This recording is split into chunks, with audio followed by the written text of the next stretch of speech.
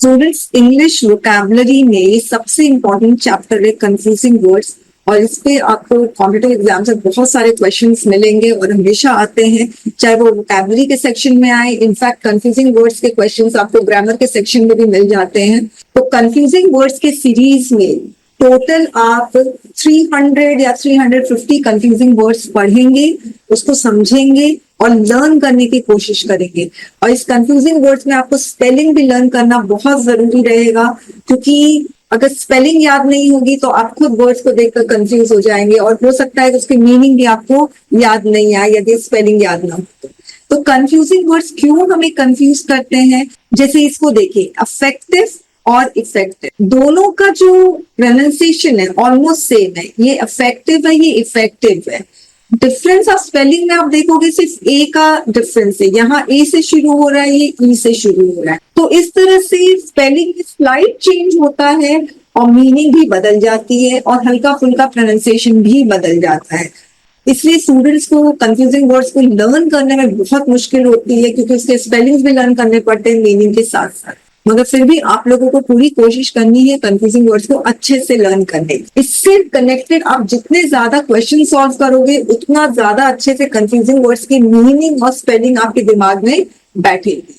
तो क्वेश्चन बहुत ज्यादा सॉल्व करने की कोशिश करना। तो चलिए शुरू करते हैं। मूवमेंट, ये नाउन है और इसका मतलब होता है action. The dancers movements are fluid. Moment, ये भी नाउन है, इसका मतलब होता है second. Wait a moment please, यानी एक सेकेंड के लिए वेट करो। मोमेंटम, ये भी नाउन होता है और इसका मतलब होता है force. Momentum is the product of mass and velocity. Memento, memento भी नाउन होता है और इसका मतलब होता है an object kept as a reminder of a person और एन इवेंट। जैसे 12th पास कर लिया तो हमारे फेयरवेल होता है तो हमें एक मेमेंटो दिया जाता है ताकि हम उसको एक यादगार के रूप में अपने घर में संभाल के रखें। तो एज अ रिमाइंडर कि हमारे कॉलेज डेज का है या हमारे स्कूल डेज का है। मोमेंटस, ग्रेट इंपॉर्टेंस और significance. This is a moments decision, इसका मतलब बहुत सिग्निफिकेंट डिसीजन है। Memorable, worth remembering, it is a memorable experience, यानी एक्सपीरियंस, ऐसा एक्सपीरियंस जिसको हम हमेशा याद रखें। Momentary, temporary, he took a momentary pause, यानी टेम्पररी पॉज लिया। तो स्टूडेंट्स, कंफ्यूजिंग वर्ड्स में पार्ट्स ऑफ स्पीच भी जानना बहुत जरूरी है। इससे भी आपको जो वर्ड की मीनिंग है वो अच्छे से समझ में आएगी। तो आप देखिए, मूवमेंट और मोमेंट, तो इसमें सिर्फ वीई हटा दो तो मोमेंट हो जाएगा, वीई डाल दो तो मूवमेंट हो जाएगा। मोमेंट का मतलब होता है एक सेकेंड और मूवमेंट मतलब एक्शन। अब मोमेंटम, यानी मोमेंट में सिर्फ आप यूएम डाल दो तो मोमेंटम हो जाता है, ये फिजिक्स का टर्म है, इसका मतलब होता है फोर्स। अब मेमेंटो, इसका मतलब होता है रिमाइंडर। अब मोमेंटस, देखिए मोमेंटम है नाउन, अब मोमेंट में ओ यूएस लगा दो, यूएम हटाकर ओ यूएस लगा दो तो इसका मतलब ग्रेट इंपॉर्टेंस और सिग्निफिकेंस। और मेमोरेबल का मतलब वर्थ रिमेम्बरिंग। अब मोमेंटरी, तो आप देखिए मोमेंट एक सेकेंड, अब मोमेंट में ए आर वाई लगा दो तो मोमेंटरी हो जाता है, इसका मतलब टेम्पररी। अब नेक्स्ट देखिए, इफेक्ट, अफेक्ट, अफेक्शन, अफेक्टेशन। देखिए अफेक्शन है TION, इसमें क्या हो रहा है TATION, तो इसको अफेक्शन पढ़ेंगे, इसको अफेक्टेशन पढ़ेंगे। तो इफेक्ट का मतलब होता है मेक अ डिफरेंस और अफेक्ट का भी मतलब होता है मेक अ डिफरेंस। दोनों में अंतर क्या है? इफेक्ट नाउन है स्टूडेंट्स और अफेक्ट वर्ब है। तो जैसे ये नाउन है तो नाउन को आप एडजेक्टिव के साथ लगा सकते हो, साउंड इफेक्ट। तो अफेक्ट वर्ब है तो ये सब्जेक्ट के साथ आएगा, जैसे इट डजंट अफेक्ट मी। तो आपके कॉम्पिटिटिव एग्जाम में क्वेश्चन कैसे पूछा जाएगा?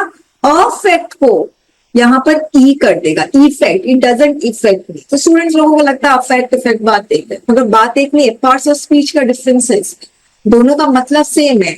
स्पेलिंग में ई और ए का डिफरेंस है और सबसे बड़ा डिफरेंस क्या है? पार्ट्स ऑफ स्पीच का। ये नाउन है तो आप इसको एडजेक्टिव के साथ लगा सकते हो या आप इस तरह से भी लिख सकते हो, इट डजंट हैव, आप इस तरह से भी लिख सकते हो, doesn't have any effect on me.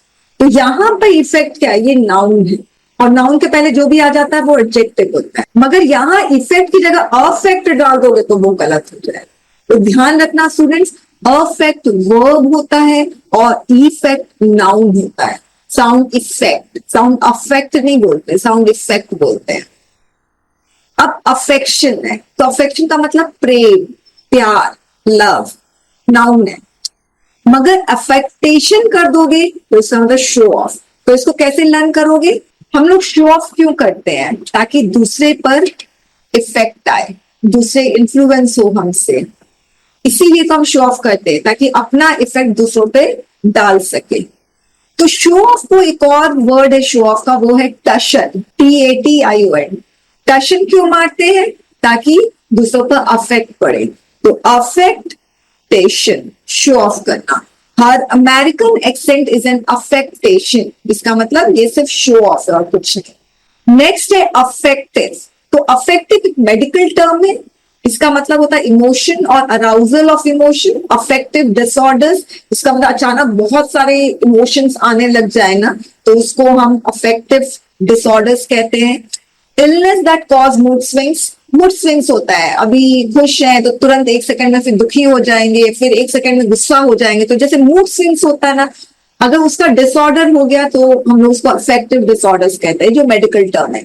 मगर इफेक्टिव, देखो इसका सेंटेंस कैसे बना है, his wife suffered from a major affective disorder which limited her ability to work.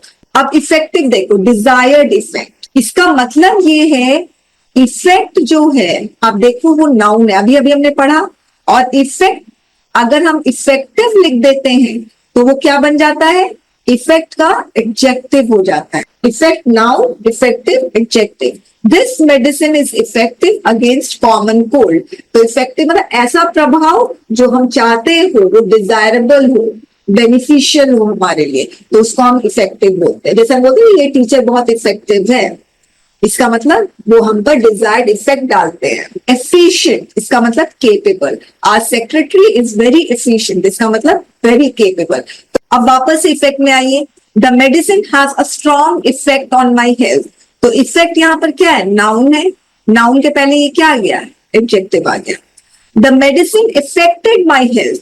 तो आप देखिए यहां पर ये वर्ब का काम कर रहा है। तो वर्ब कब आता है? सब्जेक्ट के बगल में वर्ब आता है, हमने ग्रामर में पढ़ा है, पहले सब्जेक्ट आएगा फिर वर्ब आएगा। तो सिंस अफेक्ट वर्ब है तो आप इसको अफेक्टेड, अफेक्ट्स, अफेक्टिंग ऐसे आप लिख सकते हो।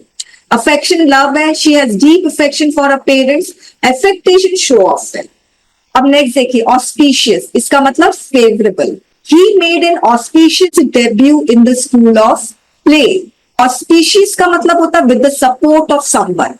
Financial aid is being provided to the country under the auspices of IMF, International Monetary Fund. तो इसका मतलब क्या हुआ? फाइनेंशियल एड प्रोवाइड किया गया with the support of IMF।